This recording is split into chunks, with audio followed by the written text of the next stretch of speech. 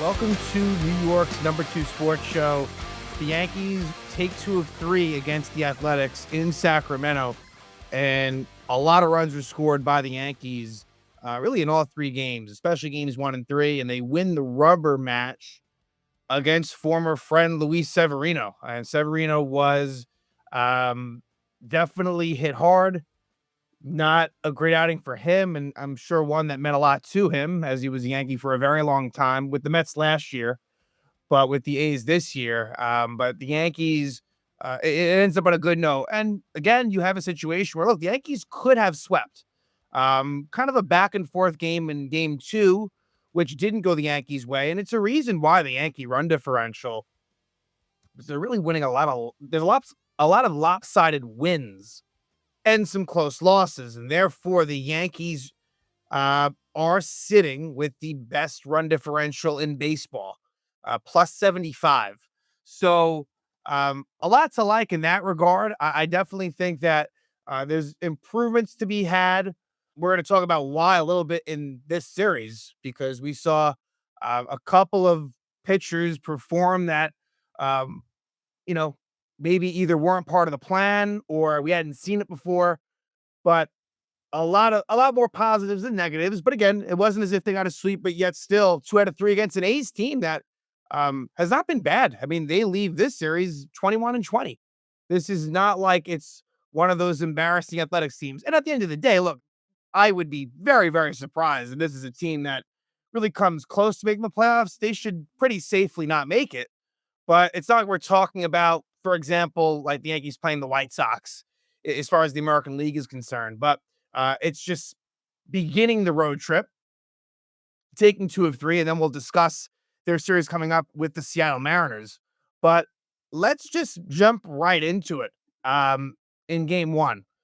And um, for the Yankees, it was Will Warren on the mound. The 2 big stars of game 1 were Will Warren and Jasson Domínguez. What's pretty awesome about that is those are 2 young, promising players. Now, Dominguez has been a lot more hype. Will Warren, not quite as much. And, who knows what his future holds, but it was Will Warren's best outing to date in the majors. But as far as the lineup was concerned, the odd man out of this lineup was Cody Bellinger. So in that rotation, Bellinger did not play. He's been better lately for sure. Still he does probably have some of the lesser stats on the team, but he is definitely looking a little bit better. But he did sit out this first game. And Um, so other than that, kind of a normal looking lineup. Austin Wells with a breather, JC Escara starting and coming off of that game-winning walk-off sac fly against the Padres. So a little bit of momentum going there as he had a pretty good game in this one. But Will Warren's line, 7 in the third innings, 4 hits, 1 run, 1 walk, 7 strikeouts to improve to 2 and 2, drops the ERA to a less ugly 4.75. So Will Warren, who look, start to start, you just don't know as far as what he's going to do, and then his rotation status. And look, like I think it helps the fact that it's not like his spot is the last spot. Technically, the one occupied by Ryan Yarbrough would probably still be more considered the number 5 spot in the rotation. So Will Warren's still pretty secure there. But outings like this is going to give him a little bit longer of a leash. He looked good, and honestly, a really, really tough hitter. It's a hitter's environment, tough on pitchers. That's the thing. It's not as if this is at the old Oakland Coliseum. That would be more okay. Like, not that it's anything less on Warren, but like, hey, this is probably the closest thing to an equivalent of Coors Field in the American League. It really, really is. And I think it's only going to become more so as the season wears on and the weather gets even warmer. But Will Warren was amazing. And Jasson Domínguez, just to cut to the chase, 3 home runs for Dominguez, 7 RBIs. He had a grand slam.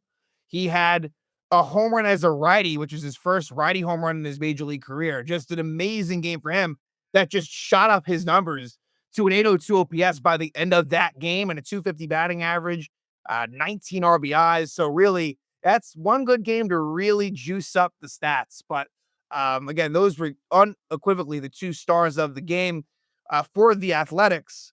Oswaldo Bido with a not so great outing.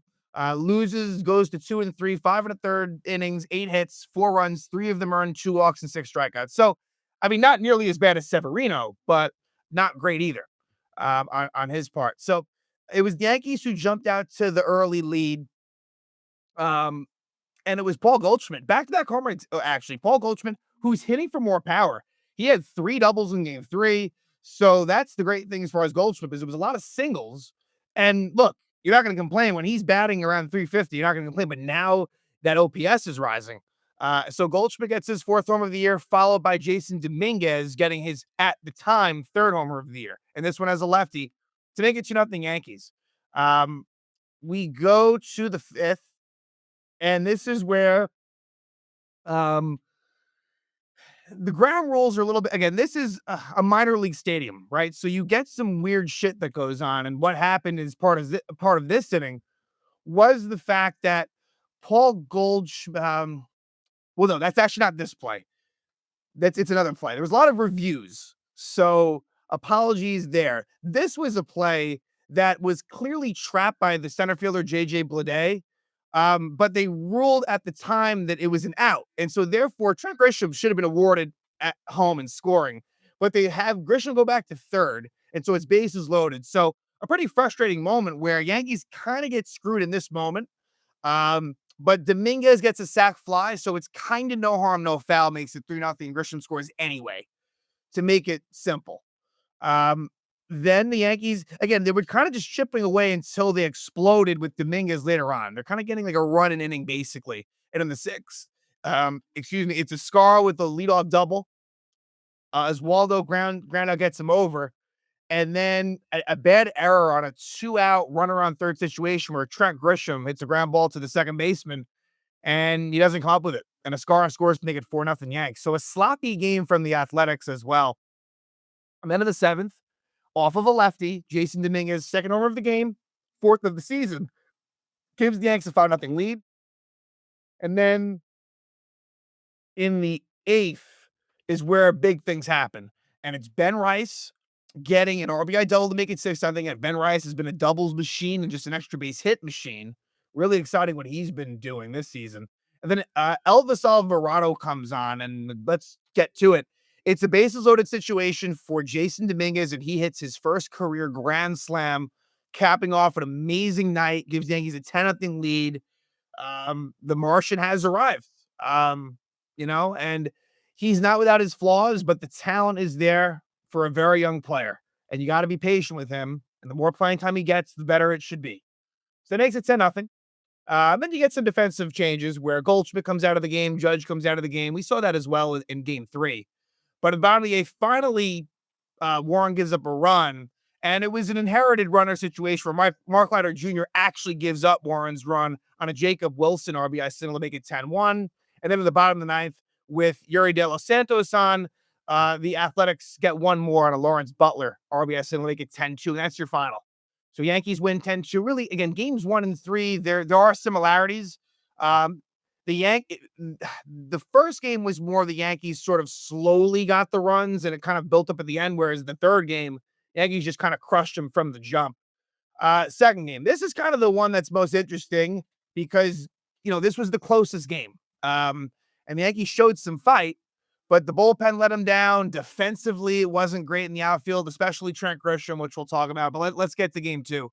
And the odd man out for this game was Ben Rice, with the lefty starting for the Athletics, former Yankee J.P. Sears.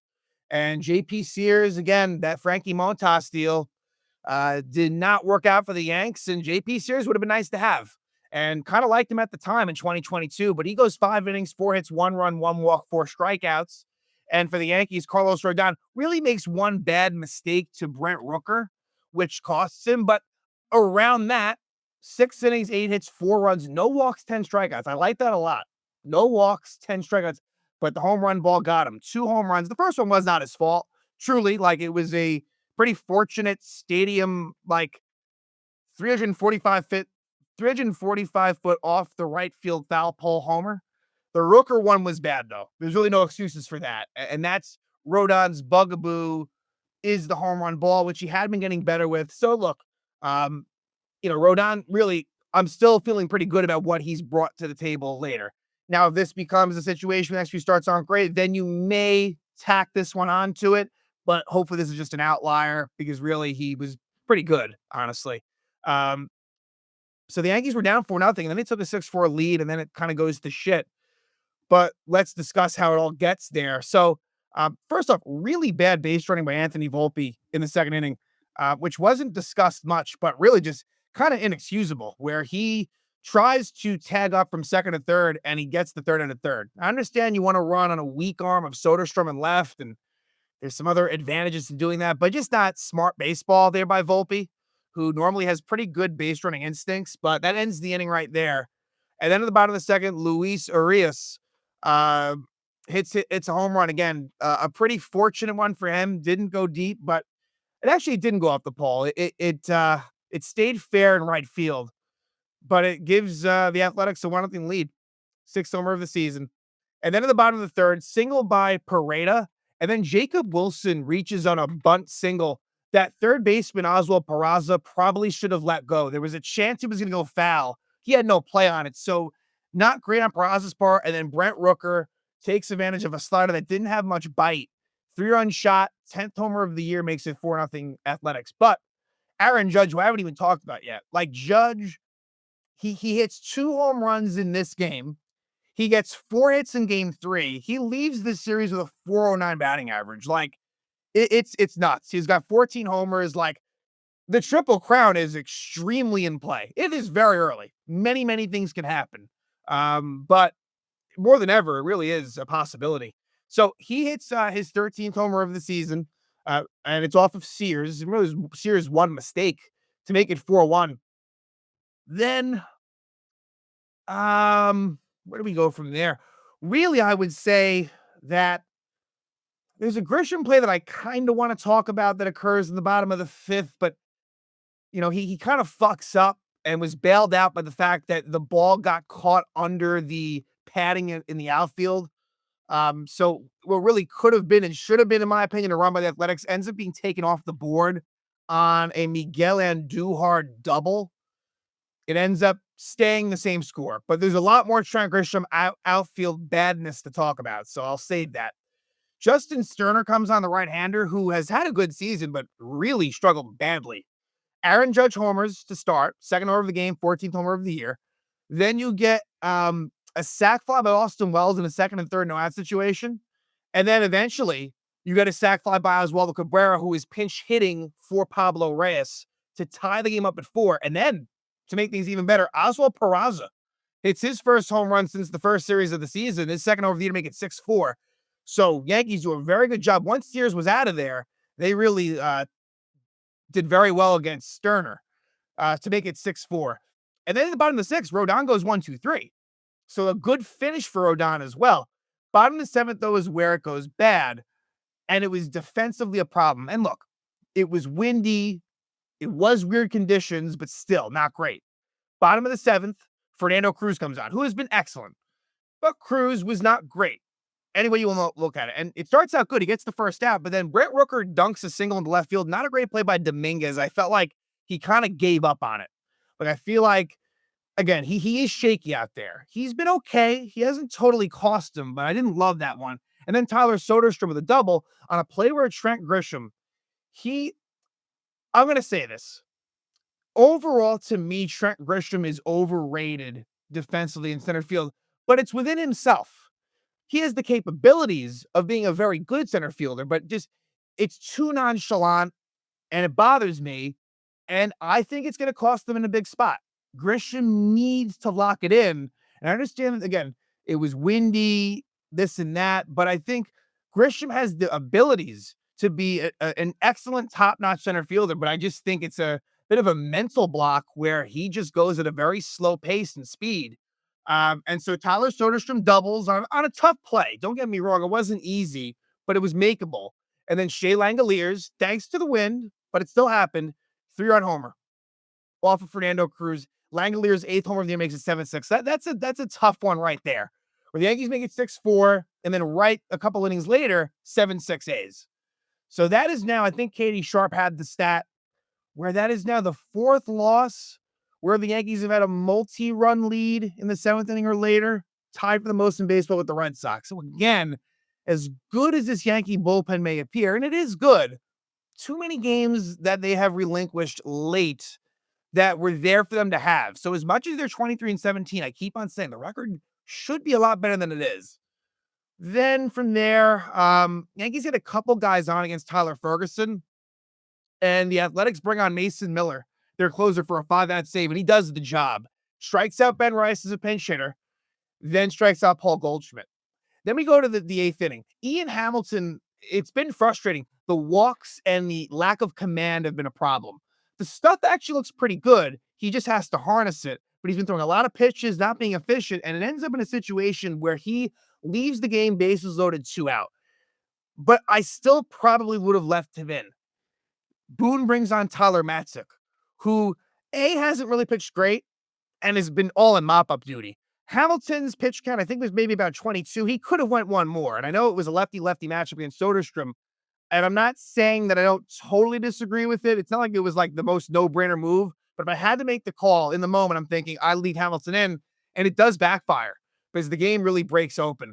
Soderstrom gets a 2-run single off of Matzik to make it 9-6, and then Trent Grisham again. It's a Shea Langoliers 2-run double where Grisham just misreads it. It's a makeable play, and he comes in on it, and it goes behind him. 11-6. So the game's out of reach at that point. Yankees do get 1 run in the ninth. Grisham triple, RBI ground out Judge against Mason Miller, but they lose 11-7. So a bit of a sloppy game. Bullpen wasn't great, and they lose. But luckily, game 3, really, really good against Luis Severino. That's nice. And look, like, for me, I mean, last year he had some comments that were like half joking when he was at the Mets and kind of, how like the Yankees only had Judge and Soto. The rest of the lineup wasn't great. And at that time, like, the lineup was struggling besides those two. But it is kind of like, it was kind of sweet to just knock him around. His loss brings him to 1-4. He goes 4 innings, 9 hits, 8 runs, 2 walks, 2 strikeouts. Like, he was bad, very bad. For someone that the A's are really counting on to be someone that is top in their rotation. So the odd man out in this one was Trent Grisham, and deservedly so. Grisham, as good as he's been at the plate, and like, he's really has been. I've been saying nothing but praise for Trent Grisham. With what Domínguez did over the weekend, now, I think that against lefties, you're going to see Rice out a good amount of times. And against righties, again, Bellinger and Goldschmidt, they're going to like mix in and out here and there, but it's mostly between Domínguez and Grisham. And that arms race right now is kind of more in Domínguez's favor. But again, it's all going to kind of even its way out. But again, Grisham was the one who did not start in game 3. So the Yankees in the second inning put up a 5 spot on Sevy. And it would be an RBI single for Volpe, a bases loaded walk for Cabrera, an RBI ground out for Bibas, and a 2-run single for Judge to make it 5-0. And Sevy probably threw close to 40 pitches that inning, honestly. Third inning, they scored again. It's a 2-out RBI double by Oswaldo Cabrera, where Domínguez beats the tag, close play at the plate, but he scores to make it 6-0. Ryan Yarbrough, who I should mention as well. Yarbrough making his first start of the season, picks up a win, goes 5 innings, 6 hits, 2 runs, 1 walk, 2 strikeouts. He's been very effective. And if they can use him correctly, I think he can definitely be someone that's an asset to this team. Do I think he'll be in the rotation, like, in the long run? Probably not. But at the same time, like, given the state of the rotation, I have no issue at all with him being in it. They have a day off on Thursday, so, like, I don't necessarily think that Yarbrough will start against the Mets, but we'll see when it gets closer. Yarbrough does give up a run in the 4th. It would be an RBI single for the former Yankee Miguel Andujar to make it 6-1. In the 5th, the Yankees explode again.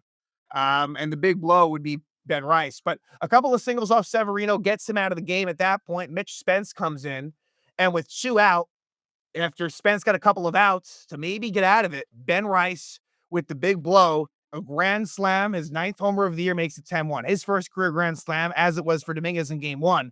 Ben Rice just 260, 937 OPS. That is good stuff. Like, if you told me that he stays healthy, continues to get regular playing time, which will be tough when Stanton gets back, and ends up with that at the end of the season, I'm taking that all day long. I mean, 937 OPS, that is elite.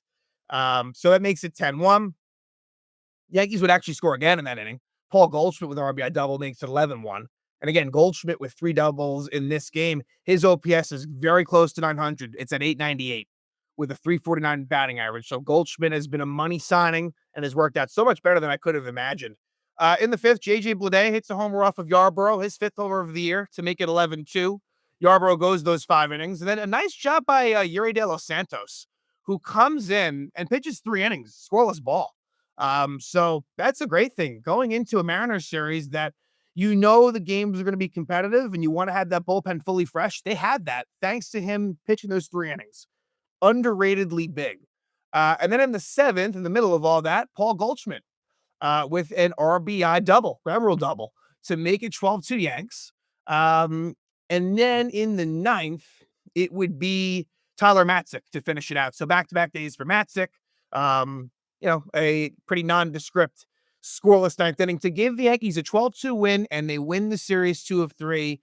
So we got improved to 23-17. 3 games up in the loss side of the Red Sox and Blue Jays in the AL East. And now let's preview the series versus the Mariners, who are coming off of, speaking of the Blue Jays, they were swept at home against the Blue Jays. The Mariners were 22-14.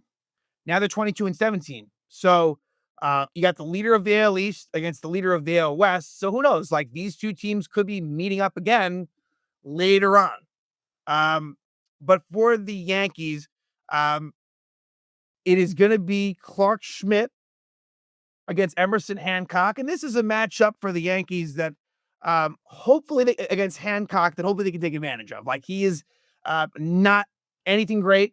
He's a right-hander. Like, this is one because the next 2 matchups are going to be a lot tougher as far as what Seattle's throwing out there. So for me, this is the one for the Yankee offense to maybe take what they did against the Athletics and bring it to Seattle for game 1. Game 2 is going to be Max Fried against Brian Wu. Now that one is the best head-on matchup pitcher-wise in this series. Brian Wu is good, although the Yankees, if I remember correctly, last year in Seattle did very well against Wu, which was impressive. And then game 3 to finish it out will be Will Warren looking to continue what he did against the A's against Luis Castillo. Now, Castillo has had his struggles, certainly. This has not been a great year for Castillo, but he has had his success versus the Yankees on a lot of occasions. So you have to be aware of that, obviously. So it will be an interesting series. The Yankees, for the most part, it feels as if they've had some solid success in Seattle in recent years, and hopefully that continues. But I am curious on this one because looking at the American League landscape, I do see Seattle as one of the better teams in the league. So we'll see what happens. But the Yanks, they start out the road trip in pretty good fashion, taking 2 of 3 from the A's and a lot of runs at that, scoring 10 runs in game 1, then 7 in game 2, followed off by 12 in game 3. So the offense is definitely humming, and we'll look to continue it versus Seattle, which will be a much tougher matchup. Seattle's known for their good pitching, but we'll see. So, starts off well with the 2 out of 3 against the A's, and now they will start a 3-game set against the Seattle Mariners.